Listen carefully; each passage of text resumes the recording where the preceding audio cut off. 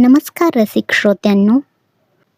आपल्या रोजच्या धकाधकीच्या जीवनातून थोडासा वेळ काढून ही कविता नक्की ऐका. तुम्हाला नक्कीच छान वाटेल. तर कविता अशी आहे.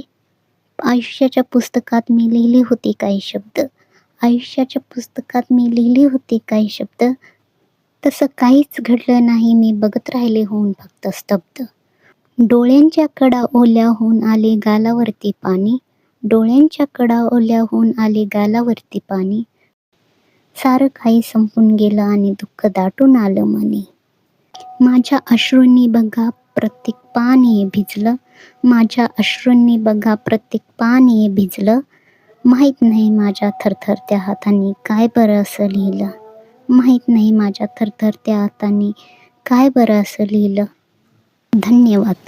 आणि कविता आवडली असली तर लाईक करा, शेअर करा आणि फॉलो करायला विसरू नका.